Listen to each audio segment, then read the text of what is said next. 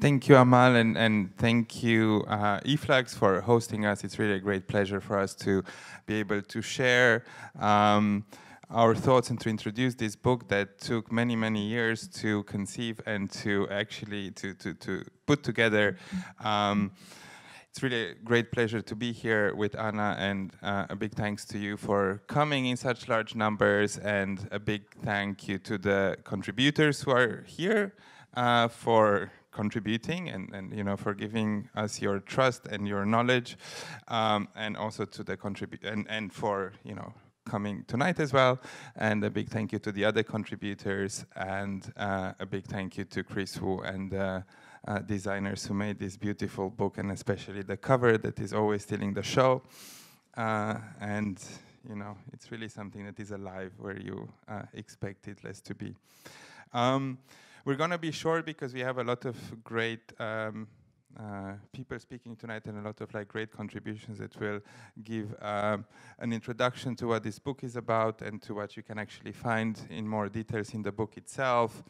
I would just like to give a little bit of a background of how this project came about, and how we put together the book, and why it finally took this form, why this question, and why this still open doubts, I think, that remain when you finally go through the book itself. The book started with a conference that we organized at Parasite together with Anna in 2014 with the same title, Is the Living Body the Last Thing Left Alive? Now, the year is, well, indicative of the long time it took for us to finally make a book out of the conference. But it's also important in this conversation because it already marks a historical period, because the way we were posing the questions at the time was very much about something that was at the time still a recent phenomena, something that we were tentatively calling a turn. This presence of living bodies in exhibition in curatorial discourses, in exhibition spaces, and in institutional or museum programs. It was something that for which we were proposing a name, and for which we were also proposing a sort of a tentative historicization or periodization, and it was a phenomena that was at the time only half a decade old. So we're already at the end of, let's say, this decade, and only this project that was trying to map it took half of this period. I think Anna will speak more about what we actually understand through this turn, but I think was also to understand how the conference was structured, because the conference was structured slightly differently than the book, and I think that the difference in between the two maybe mark a few of the things that were clarified in this in the year that passed. And I think that's the contribution of the entire field, and the contributors the speakers of the conference, the contributors to the book, and I think the overall intellectual and also artistic production that happened in this period. I think the conference was very much based on the idea that there is definitely a turn, and we need to identify it in a way. And we were attempting to see, on one hand, how does this connect to a broader turn of contemporary dance, of that set of changes that occurred in the 1990s in the field of contemporary dance, that in many ways took the intellectual and artistic energy of that late battle with the modernist legacy that was happening in dance, that was on one hand recreating a lot of conversations that were taking place, that had taken place earlier in visual arts, and at the same time was also maybe more forcefully and with more energy taking a lot of the political and intellectual battles of the 1990s, even more so than a lot of the debates that were taking place at the time in visual arts. And we were trying to figure out how that turn in contemporary dance fed into the turn of the new performance turn, as we called it. Do you want me to Sure. jump in? I have to just do a small slide change. And in the meantime, I would also like to thank Amal and e-flux for hosting us here, the contributors who are here with us today, the contributors of the book, and also the contributors of the conference that happened 4 years ago. So I would like to talk about the book starting with this quote. And this is a quote from Emily Wrightson's contribution to the book. Emily Wrightson was also part of the conference, and she did a beautiful lecture performance. So I'm going to read you this quote. Of course, I will not do the justice to Emily's reading, but please bear with me. This is, I would like really to talk the book starting from this quote. So it says, I look to Lucinda Child's masterpiece Dance, a collaboration with Philip Glass and Sol LeWitt. About this work, Childs has said, the conflict in dance between the image and the dancer is very much intended. I note that here she's referring to LeWitt's projection onto the dancers. I know this is formal, and then dance is the title of the work. But what if we extended the metaphor into all elements of this collaboration? Glass monumental repetition with variation, LeWitt's perspective and scale, altering projection. Child's rigorous epic continuous movement. Some of these element adjectives are of the house already built. For it's not traditional exhibition making, monumental repetition with variation. And then some of the elements are strategies for how to recognize conflict in that house, rigorous, continuous, scale alterning movement. Could Child's intentional conflict be a script for liveness in institutions? I looked to Jack Smith, who was obsessed with what he called landlordism, and made work that started 7 hours late and lasted 5 hours long. Undisciplined time to counter the culture of owing and renting. I listened to David Hammonds when he says, nothing fits, but everything works. So, you know, for those who know me more, and Amal just mentioned, I just co-organized the exhibition of Just and Dance Theater with my colleagues Thomas Lax and Marta Joseph, who are here. So the fact of quoting, starting with a quote referring to Lucinda Childs, is for sure biased in a way. But on the other hand, what Cosmin just said, our way of thinking the new performance turn was triggered by thinking about dance. It was thinking about the relocation of dance into art institutions, interest of artists into working with dance and choreography, new ways of producing dance, and also in terms of, you know, all the discourse, theoretical like development that happened in dance, particularly in the mid-90s. So on the one hand, I remember Adrienne Edwards telling me in Hong Kong, after we had several lectures, one after the other, related to dance, she's like, Anna, let's promise to each other we will not go to any more conference about dance in museums. And I say, promised. So for sure, we didn't want to, you know, make a book or a conference about dance in museums, but to think what this triggered, what prompted this, and why, in a way, that happened. You know, what are those conflicts that Lucinda Childs mentioned, that Emily's mentioned? Are those conflicts the same conflicts in the 70s? Are the same conflicts today? What are those conflicts? Are there possible even to be gap, those conflicts? And maybe this unlimited time is the interesting thing that we found in this gap. And maybe, you know, nothing really fits, but everything works. Does it work, and how it works, and how long it will work? So those were somehow the questions that triggered us when we were looking around. And, you know, Cosmin and myself working with a lot of choreographers in art institutions to think about this new performance turn.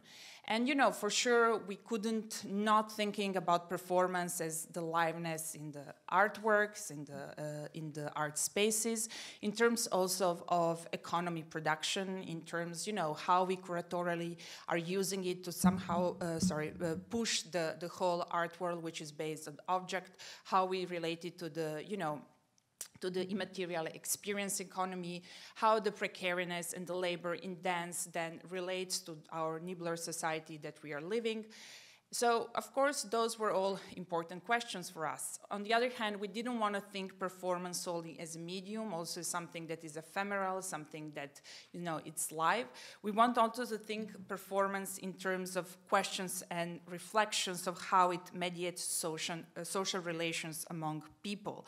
And so somehow all those, and also how we use it in a way maybe to push this demand from entertainment that we often have in museums. So somehow this dramatic title that we have, that the book has and the conference had, and we were like very proud when we came out exactly 4 years ago. I think he was here, and e-flux, it was a way to like collectively think and question the fundamental direction of our field, like where were we going? And, the fact that we were in Hong Kong, I think it's also important. This was an important vantage point. I mean, already Cosmin and I are two Eastern European who are relocated in a way. And so being also in Hong Kong, we were thinking, if those are the prompts, if we're thinking about those things, is it also true that dance in the museums are huge productions, huge budget, and who can do that? Only maybe few institutions. So when we think about that and those genealogies of institutions, because the subtitle is a New Performance Turn, its histories and institutions, when we think about those genealogies, is it maybe the performance turn also the effort that many of, art historians all over the world are doing to retrace some of the performance histories that they were somehow, somehow they were like missed or not interpreted, or they're not part of the larger narrative. Of course, and the book, it's how it is structured. We have the first part of the book that is a lot what I, said at the beginning with, André Lepecki and Claire Bishop, whom you will have heard, Catherine Wood, who is a curator at Tate, Xavier Leroy, Martin Spamberg, Boris Buden. And then the second part, although there are no really divisions in the book, but we were thinking about case studies. And also thinking about case studies, we didn't want to, it was like very sensitive terrain to go, because we didn't want to give some kind of a global history of performance in this book. We didn't even want to deal with like minority histories, but we really wanted to somehow highlight the efforts of many colleagues and peers and artists who were doing different kind of research related to the different histories of performance, whether it's Japan in the 50s, Latin American 60s, and Eastern European in 60s, 70s, and maybe 90s, China in the 80s, Southeast Asia in the 90s, and how all those stories connect, how they're all intertwined, and how they all respond to this idea of the new performance turn. And, so it was pretty ambitious, and it's still pretty ambitious, I think. And also just one other thing about the book, when we work with artist inserts, and we work with Manuel Palmush and Emily Wrightson, who were there, who delivered amazing lecture performances, thinking a lot about institution and performance. Cosmin and I thought, who else do we invite? And we didn't want to show documentation of performance. That somehow didn't make sense, would be also against what we were trying to do. So we actually included many artists through photography, drawings, paintings, that are dealing also with the idea of the body, of the different way that our day we can interpret the body that, since the 70s has been this site of revolution, emancipation, and activation in a way, or commodification. So this is somehow something, I think there are still open questions. There are like blind spots, there are some limits, it's fragmentary in a way, but let's say that nothing fits, but everything works in a way. So that being said, the evening is structured. We will have a presentation by André Lepecki and Claire Bishop, and then together with Inti, Guerrero and Adrienne Edwards, we will all join the conversation, and then we will open it to the public and happily talk all together. Thank you.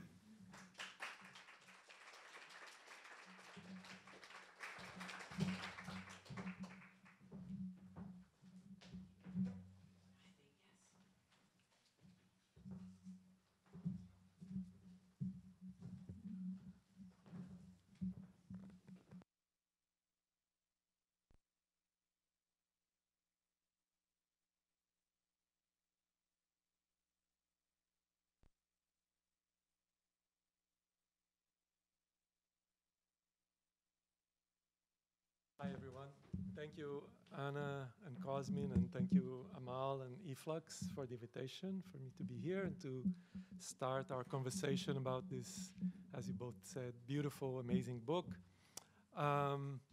What I thought I would do is actually follow up a little bit in some of the remarks that Cosmin and Anna brought at the beginning for the introduction. And so what I thought that I would do tonight was to maybe just summarize a little bit my contribution to the book, but also perhaps add a little bit more since 2014 to these tragic years between 2014 and 2018. And maybe like halfway through it to try to answer the question if the body is the last thing left alive. Probably not. So I will, with that pessimistic yet joyful tone, I would start my, and actually it's the end of a long day, and I'll have to, I will improvise a little bit, but you have to forgive me. I'll read, and then you can doze off if you want, or come back to it. Try to keep things alive. But the title of the essay is Dance, Choreography, and the Visual, Elements for a Contemporary Imagination. And this notion of imagination is actually something that drives the whole essay in the way of thinking about the invitation of Cosmin and Anna in 2014 to think about simultaneously whether there's anything left alive, and particularly the body left alive or left alone to live, but also this very intriguing question of a performative turn. And the way you framed it for the conference was the new performative turn. So I start the essay by actually saying that I really appreciate this, the new performative turn, because if there is a new performative turn, it means there must have been an old performative turn. So I start the essay by actually claiming that there had been in the past other performative turns in 20th century history. And of course, this turn is always from the perspective of visual arts, right? So dance and choreography have been doing their thing and their spins and turns. But the turn that matters in terms of affirming it as such comes from a perspective of visual arts. But anyway, there had been another one, and especially in the 20th century. And it is with that one that I look into at the beginning of the essay, especially because it seems to me that it is that turn which, I'm not an art historian, Claire will forgive me, but I arbitrarily somehow frame it happening between 1958 and 1965. And the reason it happens between 1958 and 1965 is 1958 is the publication of Capro's famous essay on Jackson Pollock that somehow articulates a kind of project for painting and for visual arts that incorporates something that today we can call performance. At the time, we could not still call it that way, but there's a kind of imaginative future at that moment that is articulated on the page by Capro in 1958. Also, 1958, coincidentally, is the year in which, in Brazil, in Rio de Janeiro, Lígia Pape proposes, as sculptor and designer, painter, proposes what she called at the time the concrete ballet, which is a completely weird event in the history of Brazilian concretism and Brazilian visual arts. And this kind of, as Anna pointed out, like this kind of global or international emergence or an impetus from visual arts to think about performance and to think about dance more or less around the same time from completely different traditions, basically two misreadings. One is Alan Capro misreading Mondrian, and the other one is the Brazilian concretist misreading Mondrian and making something beautiful out of it. So this is like a composition book of Alan Capro, 1959. He calls it Theater Pieces. And of course, is the first attempt from a visual artist to start thinking about performance and to start thinking about theater, which is a very interesting, it's interesting that theater is there, soon to be foreclosed and forgotten and replaced by choreography and dance. But like looking through expressions, and then looking through a kind of models for choreographic design, and all of this for the making of the infamous 1959 piece, or 18 happenings in 6 parts by Capro here in Manhattan, where, you know, usually we have a kind of image that happenings are all about improvisation and people running around like crazy. The first happening as such happens as choreography. And that's really interesting for history, and then we can see like all sorts of ways in which Capro is dealing with choreography, literally as the writing of movement. This is Ligia Pape in Brazil in 1958 with the concrete ballet, and then later with the concrete ballet, and then with the neo-concrete ballet. I know that both of them have recently been renamed anachronistically as neo-concrete ballet, which makes no sense because the neo-concrete manifesto is from 1959. The 1958 piece is called Concrete Ballet. I wonder why that happens, but I'm not a gallerist. I just think that it's very interesting that the renaming of this piece actually takes place, and kind of foreclosuring also of the possibilities of concretism somehow.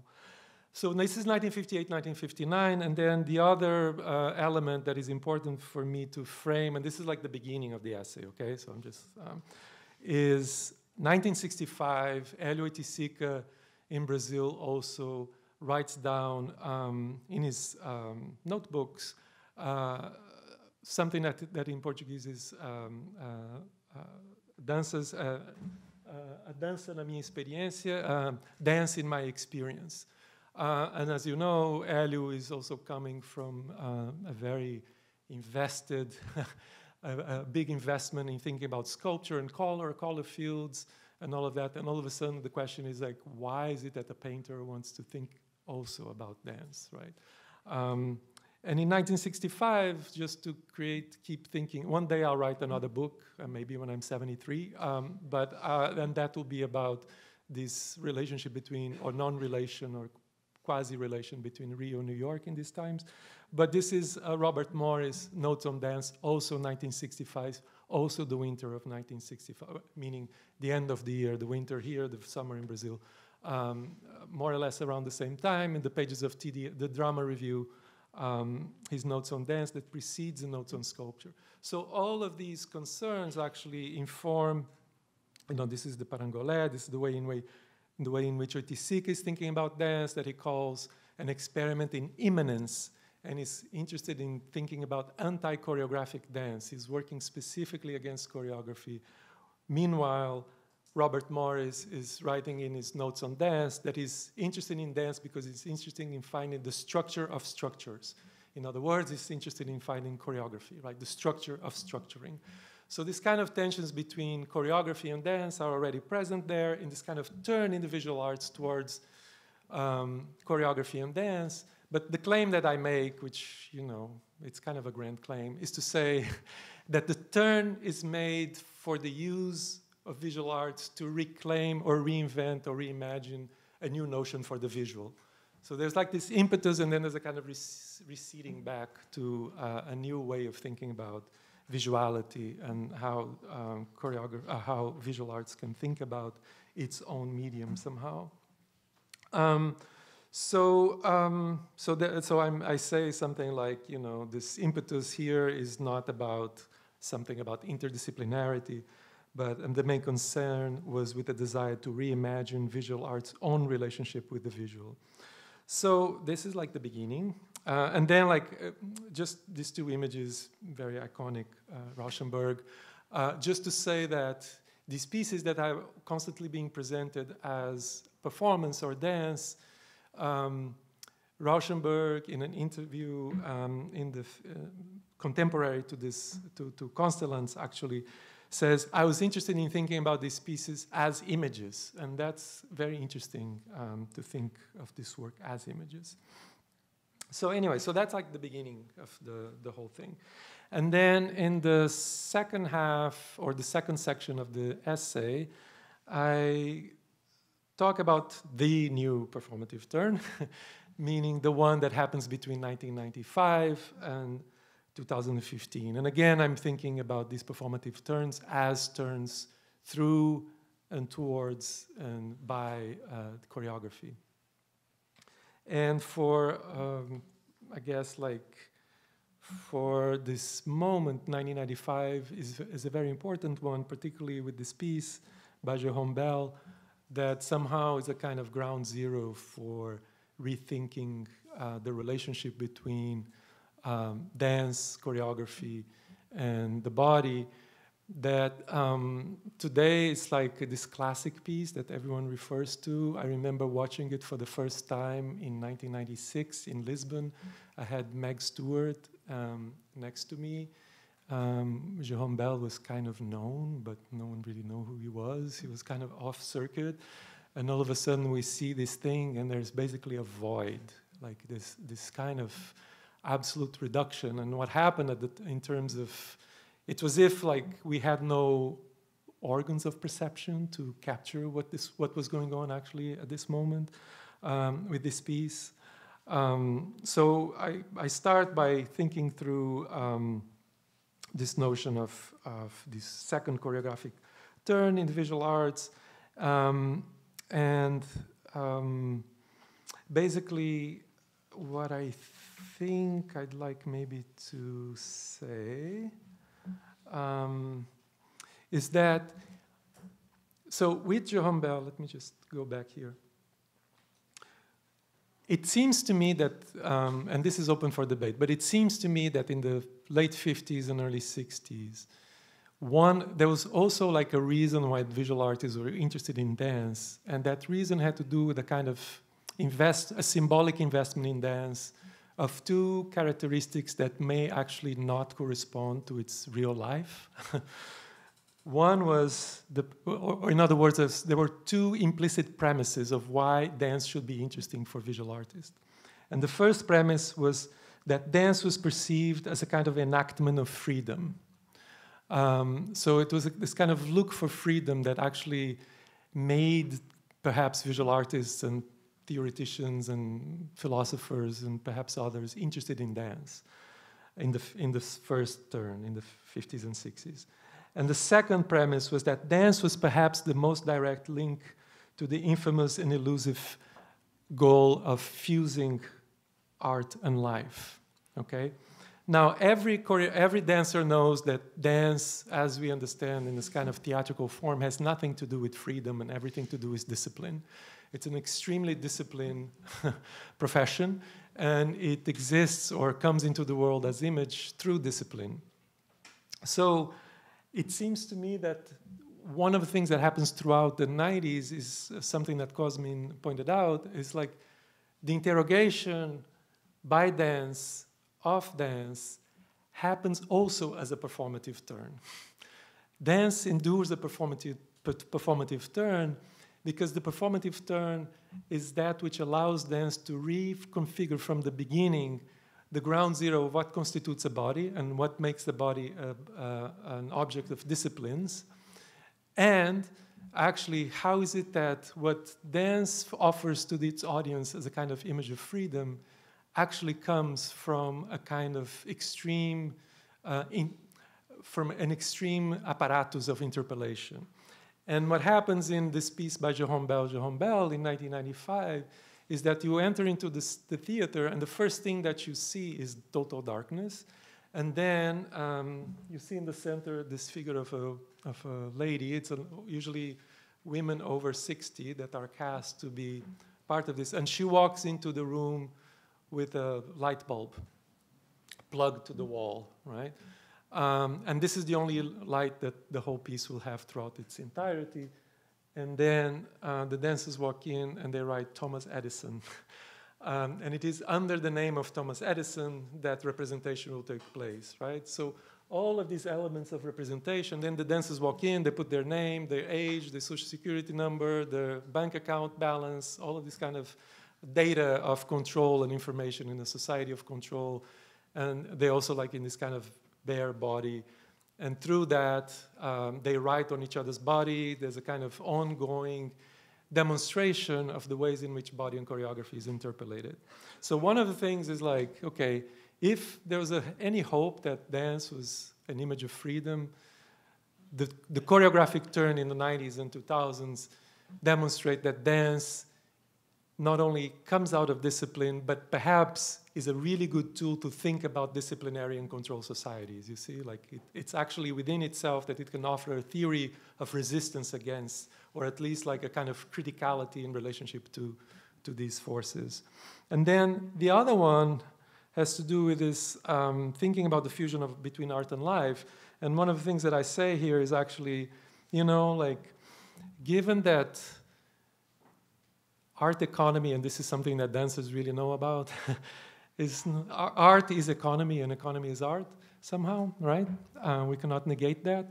And given that life is such a complicated and perhaps most of the time unfortunate and disciplinary way of existing, why should we fuse those? Maybe there should be a refusal of art and a refusal of life, actually.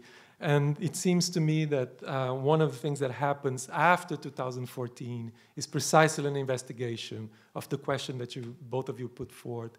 Is the living body the last thing left alive?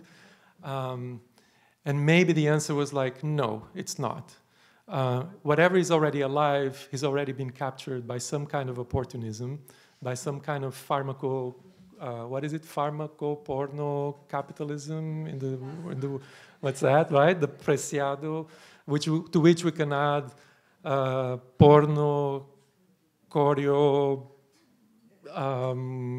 neocolonial, imperialist warfare, contemporary racism and sexism, so on and so forth, right?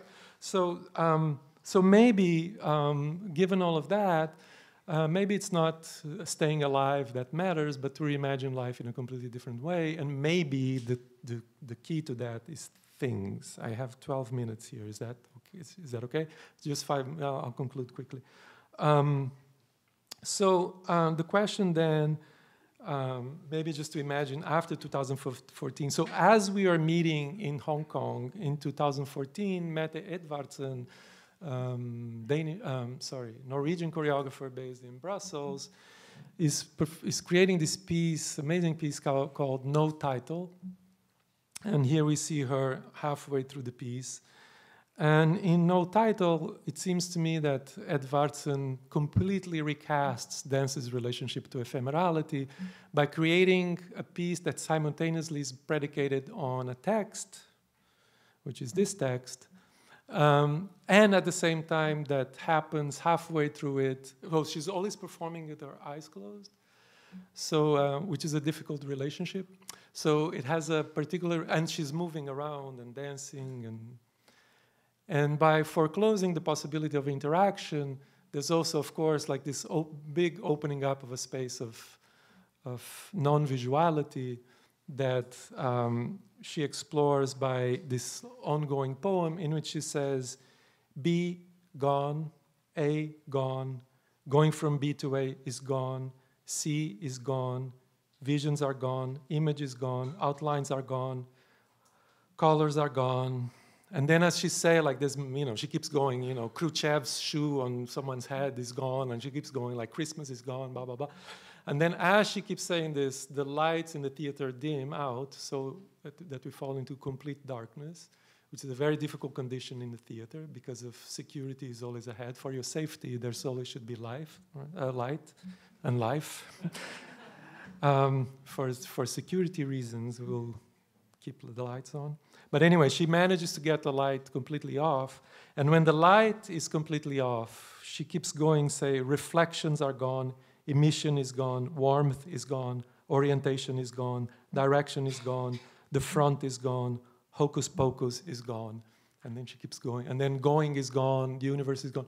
So this kind of lamentation of what's gone also opens up the possibility of thinking about another image for choreography in which it's not only about the still body, but actually no vision at all, absolute darkness, and this kind of relentless lamentation for perhaps a planet that is always already gone, or a life that is already gone. Because of that, in a kind of queer recovering of ephemerality that Jose Munoz rehearses in Cruising Utopia, when he says, yes, performance is ephemeral, but is ephemeral only in regards to becoming a reservoir for futurity. Edwards and then, and I'll finish with this example. It's great, I don't have to read anything. She creates this really beautiful piece in 2010, which is called Time Has Fallen Asleep in the Afternoon Sunshine, where Edvardson asks dancers, and it's very important that these are dancers, very, very important, to memorize, to gather in the public libraries, they always have to be public libraries, and to memorize books from beginning to end. Oh, I thought I had the list of book here, but they include Orlando by Virginia Woolf, and I remember Bartleby by Melville, and then they gather. You go to the library, you choose a book, you sit with the book, and the book comes to you and say, "Hi, I'm Bartleby, 1921 edition by Alfred Knopf, New York." And it starts, right? And it starts in this kind of precarious condition because it's not an actor reciting something. It's actually like an act of fragile remembering of the book. And the first time I read the book, I read Bartleby actually was here in this environment. It was really beautiful. And these are other iterations of the same piece in which you see books meeting with people. Of course, this has to do with Fahrenheit 451 and the end in which, in the dystopian society, each person memorizes a book so that, something can return in the future. But the other operation in this gone, gone, gone, gone, gone, with closing the eyes, has to do with darkness and as a state of, as a current condition of critique of representation, visuality, and performance.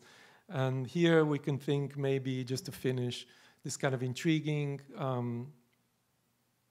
overlapping between darkness, and this is Mette Ingvartsen, another Mette, doing a piece in which halfway through there's also get into a state of darkness and this state of speculation.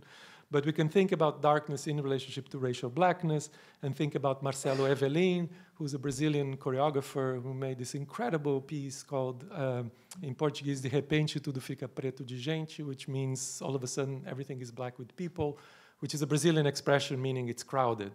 But this crowdedness, in way in which Marcelo Evelin actually performs this crowdedness, is with a group of 5 or 7 dancers. It varies according to the iterations of the piece, that are completely naked and covered with this substance that they concoct out of vegetable oil and coal. And this kind of thickness has everything to do with a kind of memory of blackness in the hold, just to think about Fred Moten and Stefano Harney theorizations of blackness and fugitivity. And we see like how this performance takes place around this kind of white square or a white confinement. And the task of the audience is to think about whether we want to be tainted or contacted by this black substance or not. And just one last thing, because it's 19 minutes and I have 54 seconds to go, just to think about another iteration of this darkness and closing the eyes. This is a beautiful piece I saw last year by David Weber Krebs, who's a choreographer based in Belgium. It's called The Guardians of Sleep, and it's this most incredible moment in which actually we realize that another side of darkness and blackness has to do with the impossibility of sleep, maybe something around Jonathan Crary critique of enlightenment and the current optical capitalism and the capturing of eyeballs, as Palo Alto likes to say, and the kind of monetizing of attention. And basically, it's an invitation for the audience to sleep together as a kind of herd. It's really fantastic. And then, of course, that made me think also of Trajo Harrell, 2009 piece, Tickling the Sleeping Giant #9, in which he gives to dancers, and it's always very important, it's dancers, Ambien. And the dancers, after taking Ambien, sleep for the duration of the effect of the drug. again, in a kind of pharmaco-porno capital iteration of the body or interpellation of the body. They sleep in open spaces. In this case, it was at the House of World Cultures in Berlin, in a festival that I curated called Resistance of the Object. So, yeah, the body is not left alone, and maybe it is in the things or in the thingness of things that we can find an answer for this. So that's all I have to say. Thank you.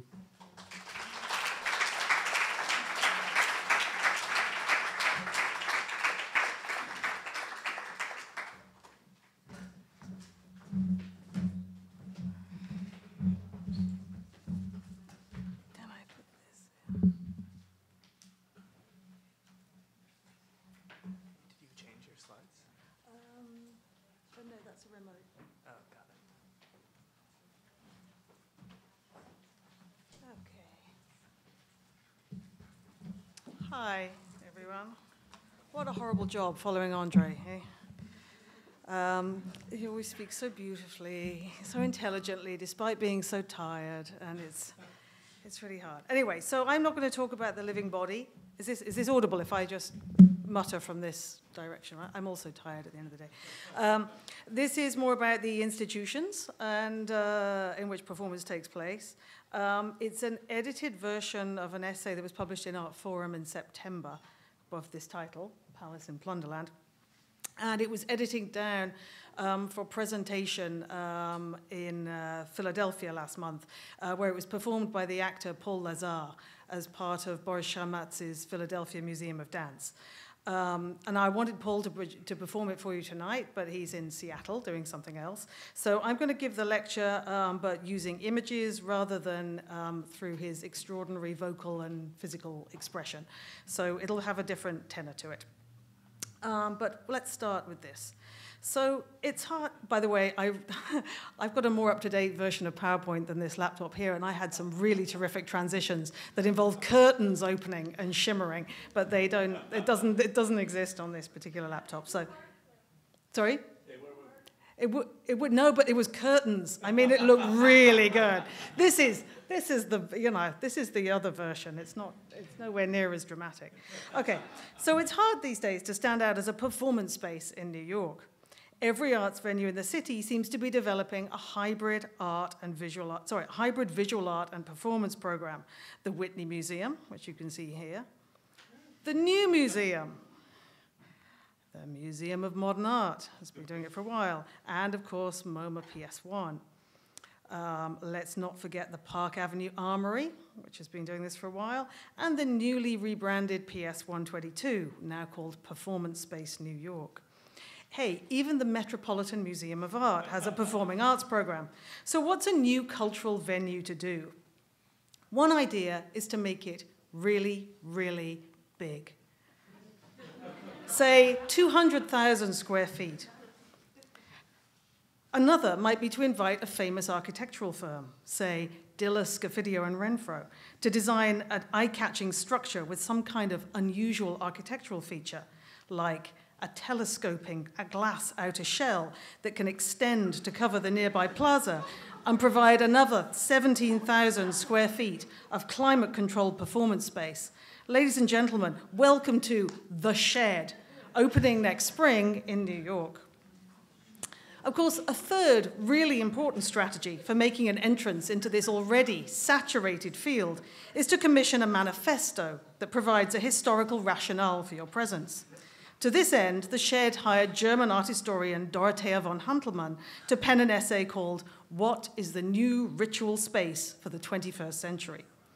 Published last May as a booklet to accompany the venue's 2-week pre-opening program, a kind of teaser or trailer for the new institution that opens next spring, Hantelmann's text serves as intellectual rationale for the Shed's existence and its technological gimmickry. So in this manifesto, von Hantelmann asks, if theatre was the ritual space of antiquity, if the church was the ritual space of medieval Europe, and the museum was the ritual space of modern industrial societies, what is the ritual space for today? So that's the question. What is the new ritual space for today? She argues that the ideal new ritual space will rework exhibition conventions in 3 key ways. First, it will no longer just be dedicated to visual art, but it will accommodate what she calls an interplay of gatherings. In other words, music, poetry, dance, theatre, pop music, tiddlywinks, whatever.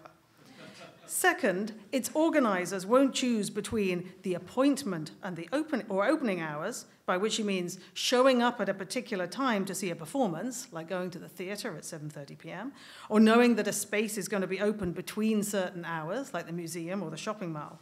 Instead, this new ritual space will offer a combination of both the appointment and opening hours. The third difference is that the space will have a movable, transformable structure that can be architecturally adjusted to different scales and sizes, even over the course of one day. What real-world institution could possibly realize the protean typology of this paradigmatic 21st century ritual space? Obviously, it's the shed. Yet von Hantelmann is subtle. At no point in the book does she actually mention the shed. She coyly avoids concluding with such an explicit claim. Instead, she looks back to the 1960s, suggesting that the archetype of the 21st century ritual space was in fact an unbuilt project designed by the maverick utopian architect Cedric Price called the Fun Palace. Actually, Inti, could you just...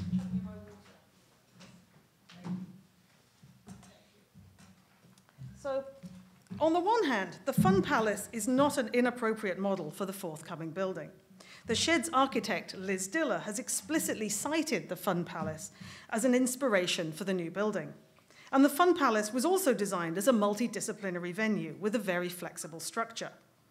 Price's architectural drawings included a moving catwalk, a gantry crane, which would adjust the stairs, the walls, and the ceilings, a 6-screen cinema, a circular theatre, an inflatable conference hall, but also sewage purification and a gigantic adjustable blind shading a platform for rallies. So just imagine that. You'd be protected from the rain while protesting.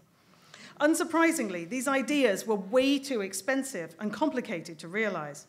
But the Fun Palace wasn't just a visionary architectural proposal. It also had a social agenda, retraining working-class East Londoners to engage with new technology in a fusion of entertainment and education. The progressive theatre director Joan Littlewood described the Fun Palace as somewhere you could learn to handle tools, paint, machinery, or babies. You could start a riot there, or just lie down and look up at the sky. But von Hantelmann's characterization of the Fun Palace, by contrast, reorients it away from the agit-prop street theatre context of 60s London. She emphasizes flexibility and adaptability as if they were goals in their own right. Her rhetoric is drained of any class consciousness. She conveniently omits any mention of empowering a working-class audience.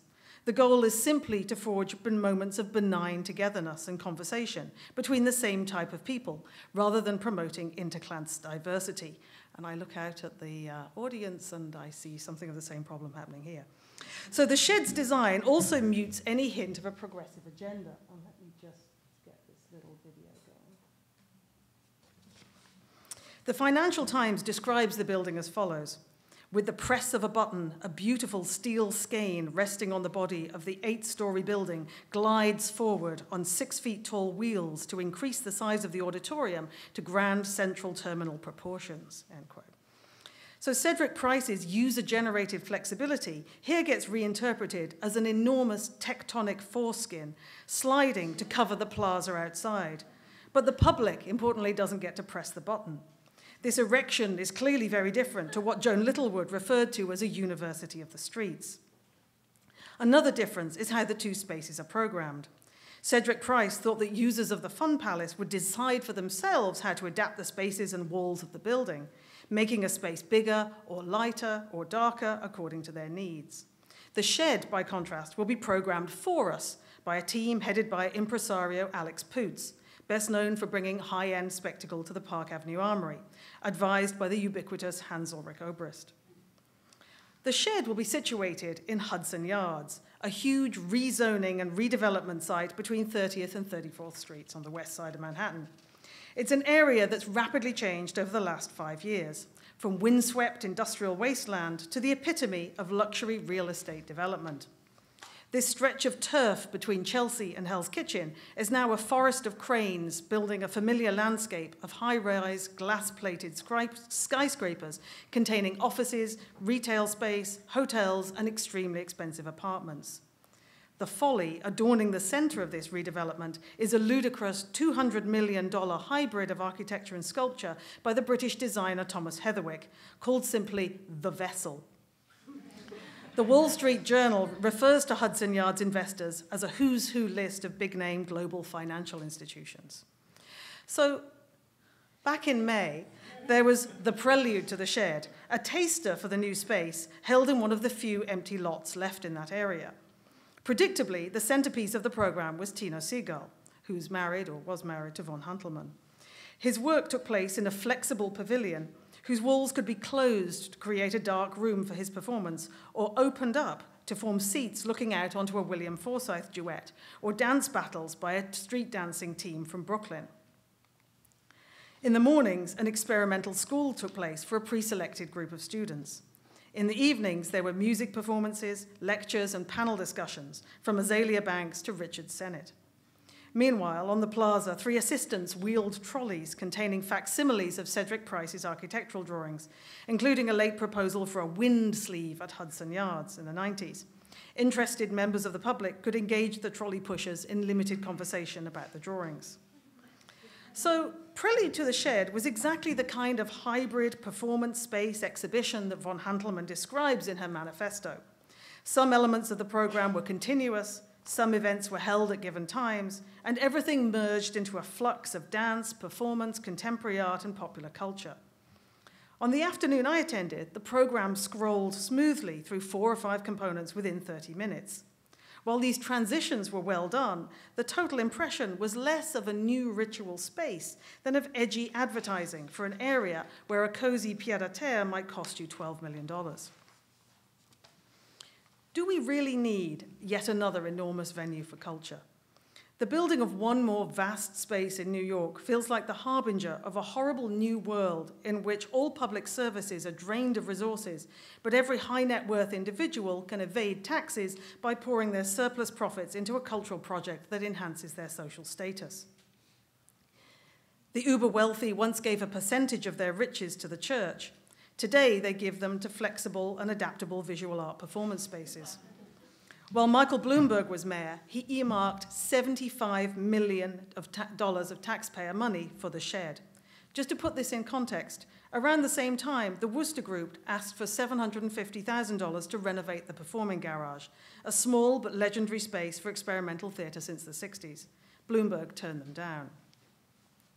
It doesn't seem fair, I think, to use fat tax dollars to bolster a cultural institution that already has a ton of wealthy backers, and which plans on renting out its spaces to New York Fashion Week. Is this subsidizing the arts, or is it subsidizing rich corporations to gain tax breaks? This kind of funding structure just isn't going to yield the kind of social gathering sought by von Hantelmann in her manifesto.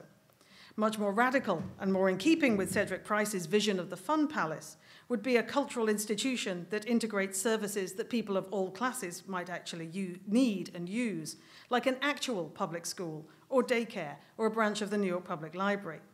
And those of you familiar with the magnificent Sesc Pompeia in Sao Paulo might think of that as an alternative like mode of bringing together interdisciplinary activities and the social. It has theatres, an exhibition space, gymnasiums, a swimming pool, a library, cafes, and workshops, all of which buzz with convivial activity. So this kind of hybridization is so much more necessary and interesting than the overfamiliar merger of visual art, dance, and performance.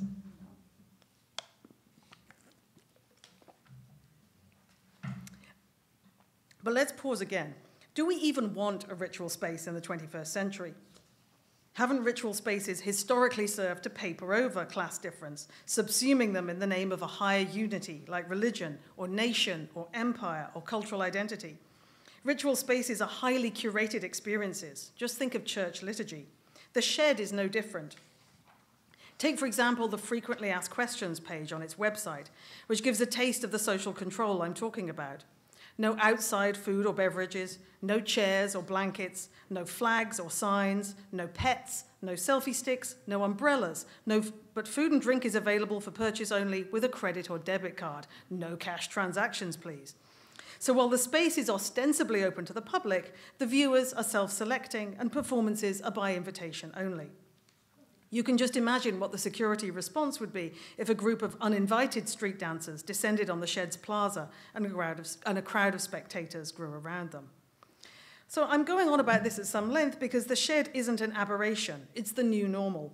The same forces that birthed this kind of investment, supply-side predation, accelerated gentrification, speculative construction, are the ones that have also spurred expansion fever in museums.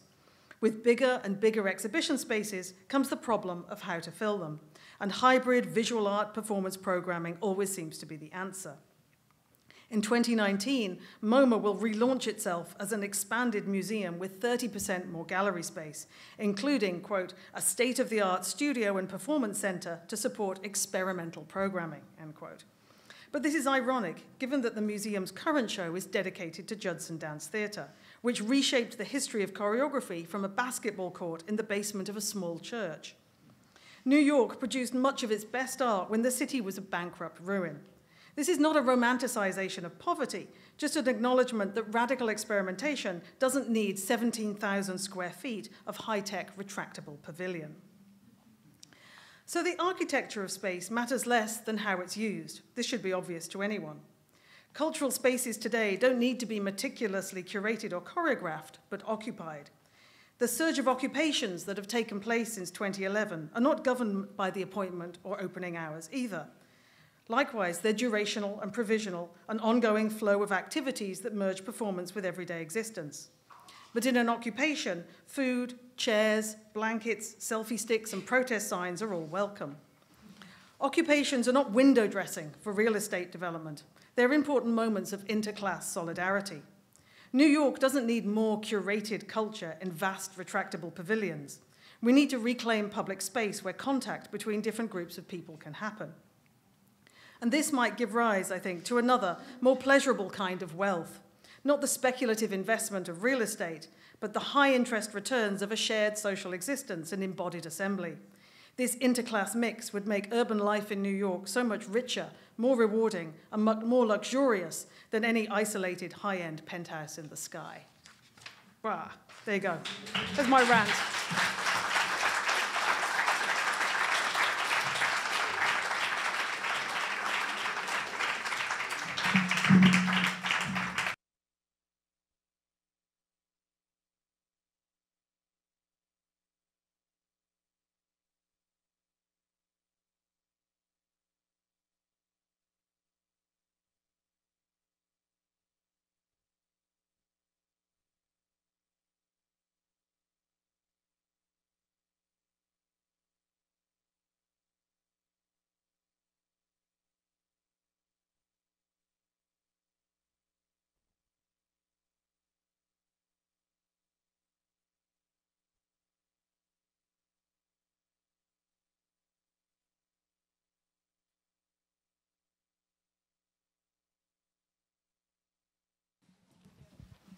Now? Yes.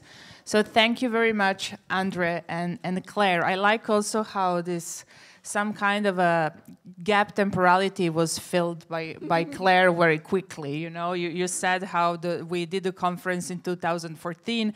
The book was published in 2017. We are presenting in 2018. And, you know, things are shifting very quickly. And like Claire almost gave us the answer about 2000, you know, 18, 19 on, and it feels, okay, now we can, you know, just go home and think and do something else or get like drunk completely. But we can do it maybe later. And, you know, I think we should come back to the book because that's also why we, yes. And somehow I would, again, I also myself want to thank Chris Wu for this amazing cover, which is, you know, like shifting and blurring and changing, which I think it says a lot of the content of the book itself.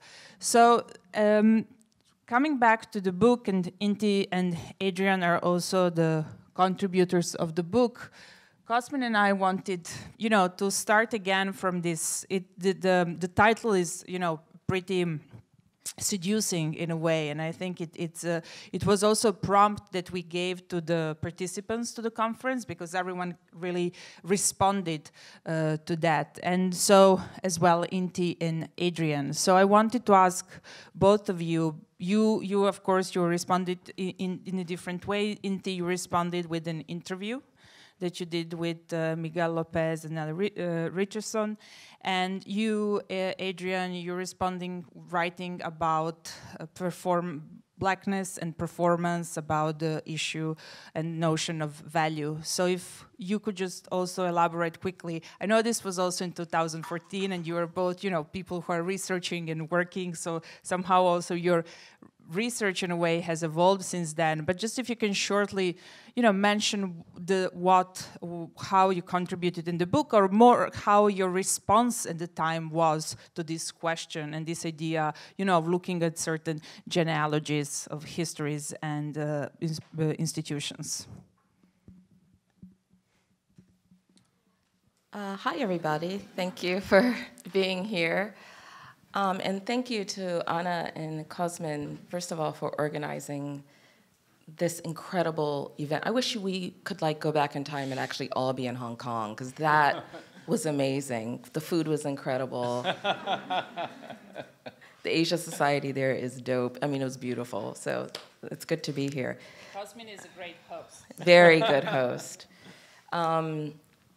What to say about the contribution to the book in particular? Well, I think for many, many years, I had been really trying to contend with this question of blackness and its relationship to conceptual art, in particular, as a kind of framing device to think about why there's a certain inherent structure, at least aesthetically, that kind of resonated and began to resonate almost to the time that André's talking about, the kind of mid-90s, right? With figures like Glenn Ligon and Lorna Simpson. And so there's something about there's no accident that these artists are somehow trying to contend with what is a concept of race, or the race concept, and why it is that they turn to the aesthetics of conceptualism. And so one of the ways that happens is through what I like to think of as sinkholes, slippages, disappearing acts,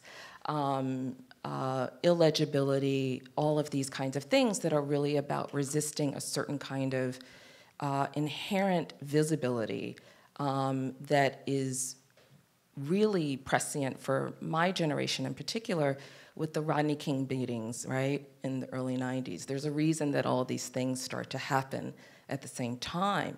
It hadn't been 20 years when you saw people being kind of beaten in the street, videotaped, then put on the news where you could see the whole thing. And so there's a relationship that I was thinking about. And so I wanted to kind of look at a set of artists who had engaged institutions around this construct, right, through trying to through tactics of withdrawal. So I wrote about Adrienne Piper. I wrote about particularly her information work, for the information exhibition at MoMA in '70 that Kennista McShine had curated, Context number 7. I looked at Tracy Rose's guerrilla performance for the first exhibition at the Sackler Feminist Center at the Brooklyn Museum. That was incredible. It's online, you can see it. It's insane. And I also wrote about Clifford Owens' project, anthology for MoMA PS1 that my colleague Chris Liu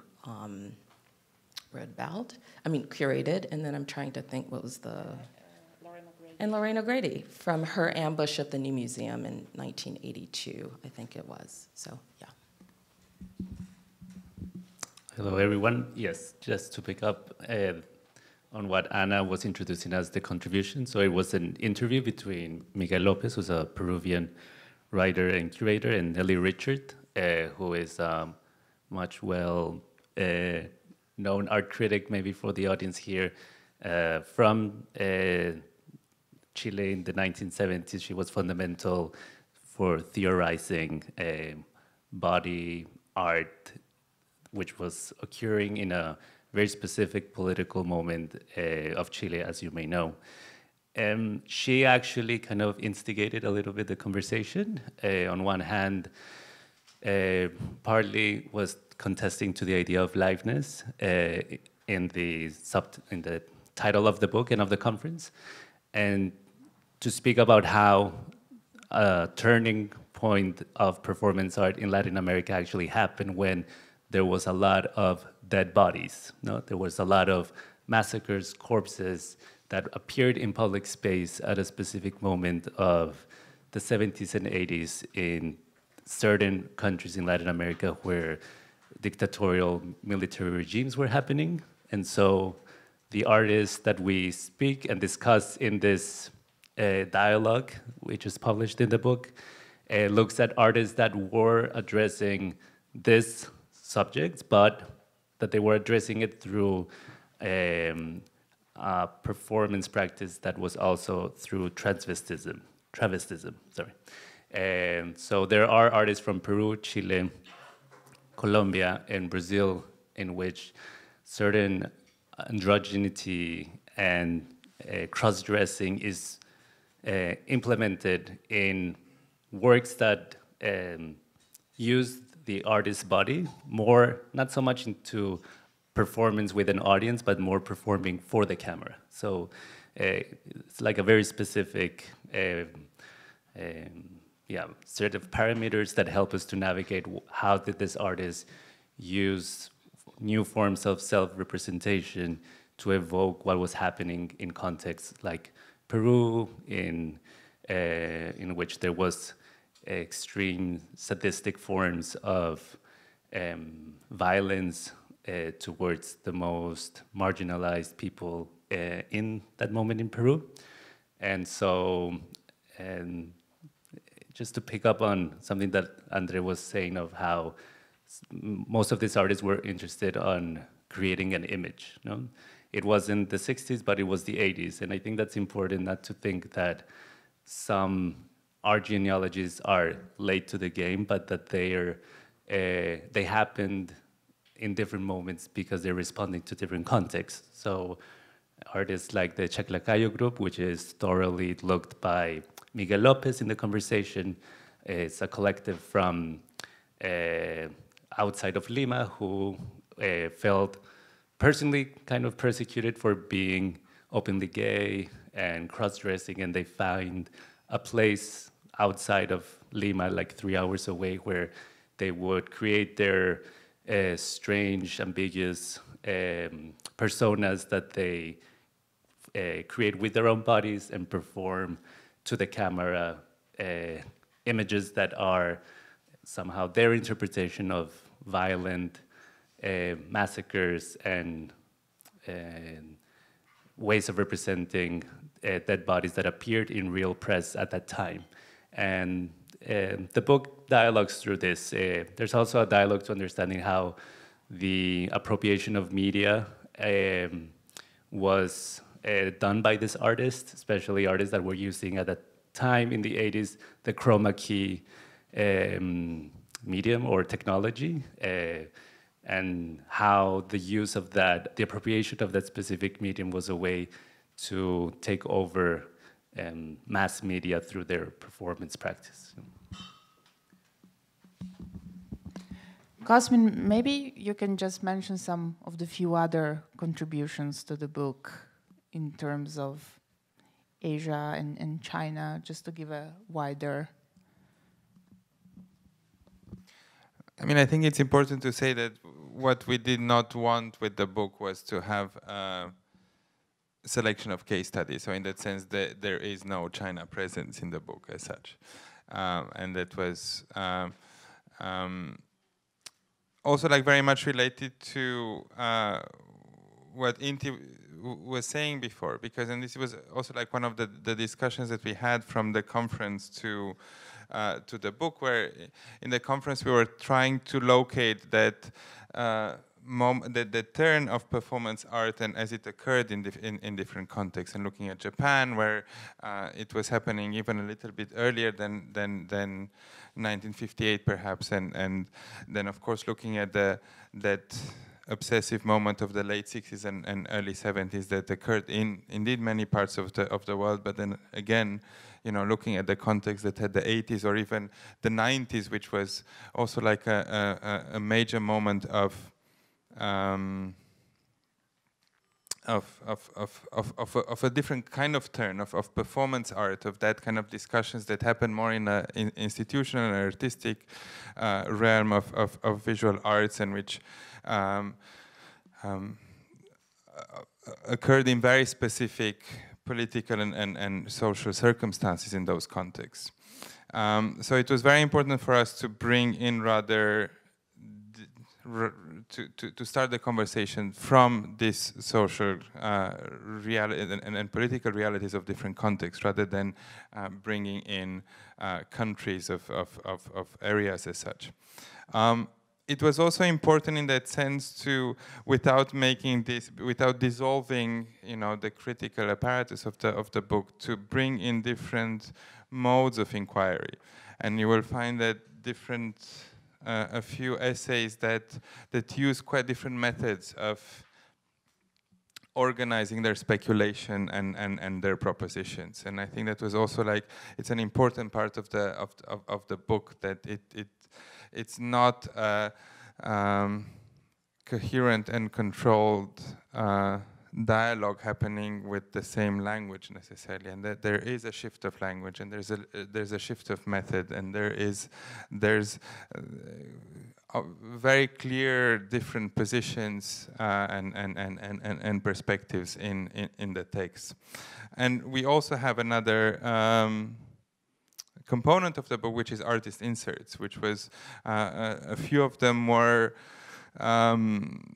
are performance artists and choreographers, and some of them were with us in the project from the conference itself, so they were contributors to the conference. But then when we put the book together, we wanted to invite more contributions and to have and you will see that only some of them are directly related in their practice with performance art, and some of them deal with the re-evaluation of the body from different perspectives. You're being too abstract.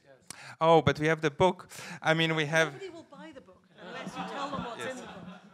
You're giving a generic spiel that could apply to any book. Yes.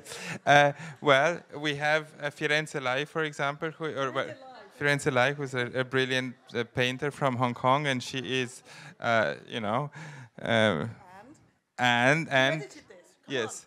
And we have like Berke Sayon, who's a printmaker from Cuba. She passed away, and she was working with reevaluation of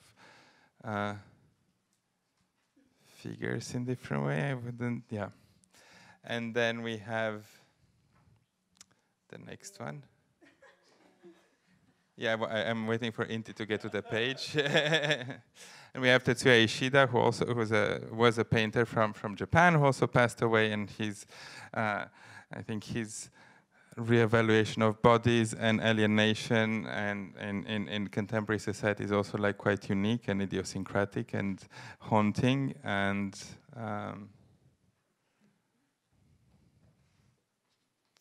And then we have the Yangjiang group, who's a collective of artists from southern China, who are in this particular project working with, with performance. That there's effects of performance and of writing and language. I mean, this is meant to be a performative calligraphic act working with food, which is. I think a different angle of looking at performance. And there's a number of other brilliant artists as well that you can find only if you buy the book and you actually open it. Does this work? Better, yeah. Talking about shifts, we are also, and you know, it's even if it's Monday, it feels we somehow all have long evenings. So I think we can I can launch some kind of a last question to all of us, and then we might open it to the public. We are shifting a lot between dance and performance in the book. You know, we kind of have dance as a prompt, but then we are shifting to different histories of performance. You know, we talk about the new performance turn in 2014. André, your point was that that's like the new performance turn in a way. And Claire, even if in the book you're giving more art historical, you know, view and point and analysis of the relation of dance and visual arts, and this relocation from to dance to galleries.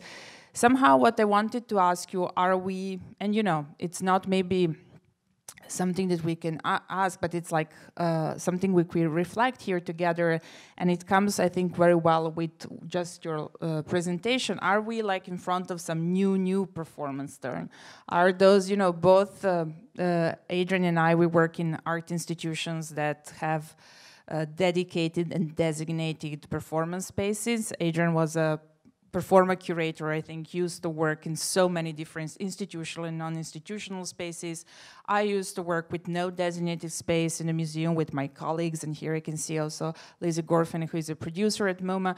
So now when we all have designated spaces somehow, or like those, you know, more than designated spaces, do you think that this will shift? There will be another shift? Another turn? I always resist the fortune-telling question.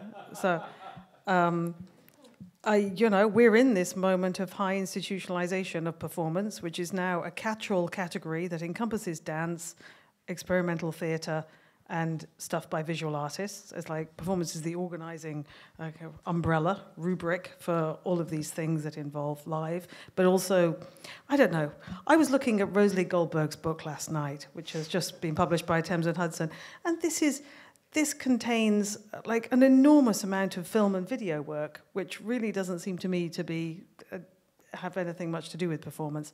I'm getting sidetracked now because I don't know how to answer the question.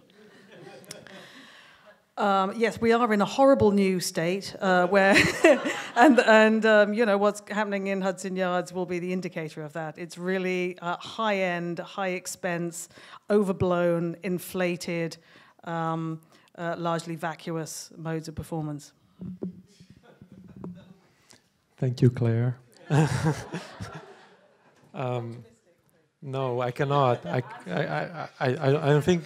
Yeah, I mean. First of all, your presentation is just incredible, right? Like, what happens in when the imagination is captured by those spaces, like in which all of a sudden we have to think about foreskin in a completely different way. So I think like it's probably already taking place. That turn is just like probably the turn that matters, and it's taking place escaping from those horrible conditions in which they are captured. I don't know. I'm sure it's already taking place. I'm wondering if it should take place outside of these circumstances and these economies and architectures. Yeah, I'm sure it's taking place already. At least in New York, it's taking place. And the living body is even less alive. Yes. Well, more, I guess, trying to answer that question, I would think of certain places in decades back where it might be an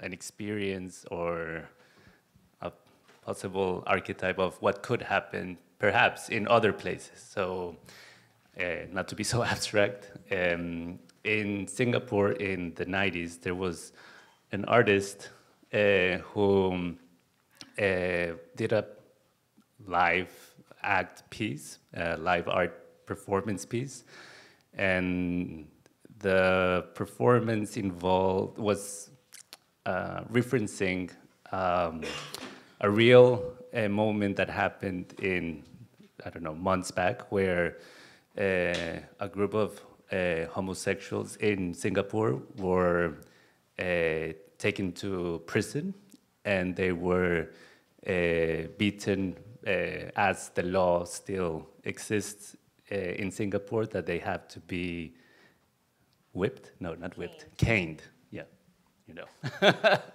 And so he created a performance that was kind of reacting to this, where he cut his parts of his pubic hair, looking at, giving his back to the audience and placing pubic hair in pieces of tofu that were around him. You know?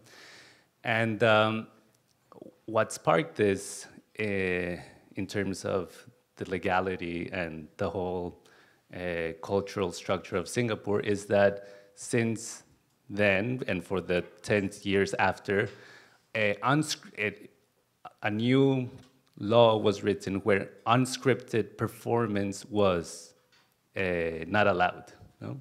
So the idea of basically a certain part of actionism was prohibited, no? Because of a specific act, in a specific context. And when I think of the future, is well, because futures are so context specific, and this is your talk was very context specific to the narco pharma of the provinciality of New York itself. In different contexts, the future could also be dark as well, but actually, perhaps even a darker way. What's happening in Brazil, speaking, like recently, performance art really became radical because suddenly just male nude body in space enacting the movements of Lydia Clark's Bisho, which some of you in the room might be more familiar. An artist basically used his own body to enact the movements of that sculpture of the 1950s. Suddenly became, 3 years ago, the point of attack and of internet trolling of fascists in Brazil, no?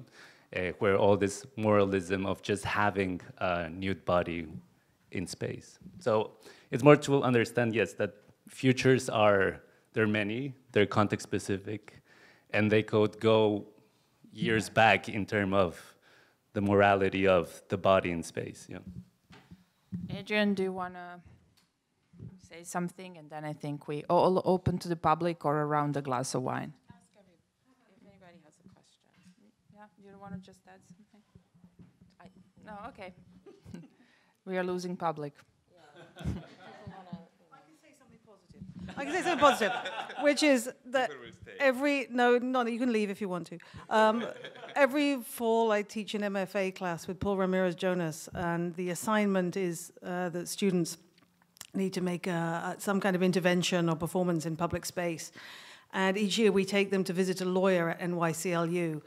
And that meeting is the most inspiring and catalyzing experience possibly in the entire semester, because they hear for the first time how important it is to seize the freedom that they have as artists, to think outside the box, to be continually pushing the limits of what can be said and done in public space, to be continually asserting their First Amendment rights on behalf of the public at large. And this is, it's a really empowering experience for them. And sometimes you just need to get out of the art world and hear a different perspective on performance and art in order to realize what it can accomplish for a broader audience, rather than falling into our own spiral of doom, of which I know I am guilty. Please, yeah. I mean, just reflecting on this question about institutions and spaces, because I feel like it's something that I feel like we've talked a lot about it, particularly given Claire's presentation.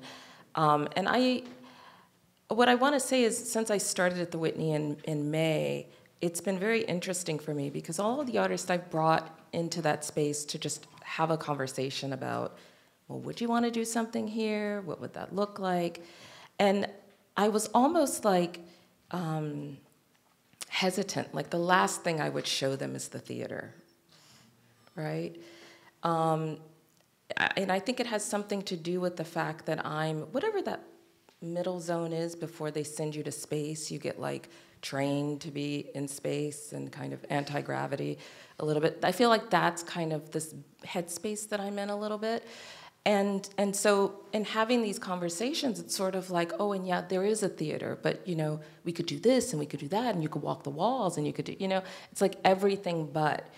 And repeatedly, I've had so many artists say to me who are working in cross-boundary ways or whatever that means, you know, if they work in dance, they're also thinking very much about space or thinking about language, whatever it means for them. And they're all like, no, I want to go to the theater. I want that theater. And they're very interested in, and I was shocked. I was absolutely both embarrassed for myself and needed to check myself about what I was bringing into that institution, because for a decade I was at large in many different ways, you know? So what does it mean to be sitting in this context with this set of resources and actually thinking about how can we make this work for the artist, you know? And that is something that I feel like is a very, very different space to be in. And then I'll shut up.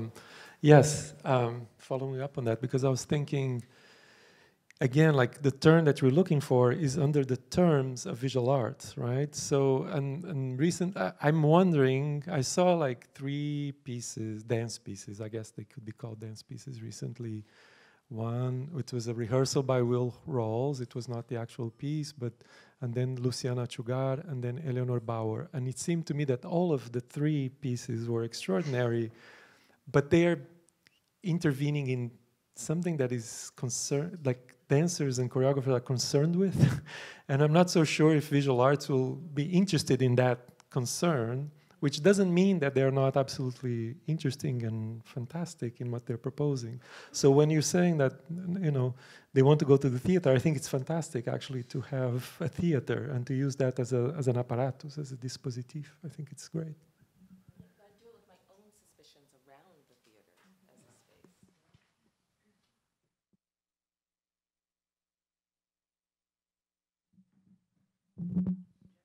Objections?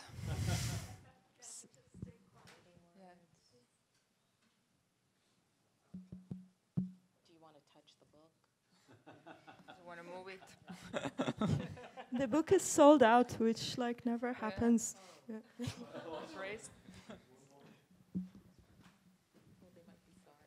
So, yeah. So we can do it around the drink, maybe. Yeah. Thank you so much. Thank you all. Thank you.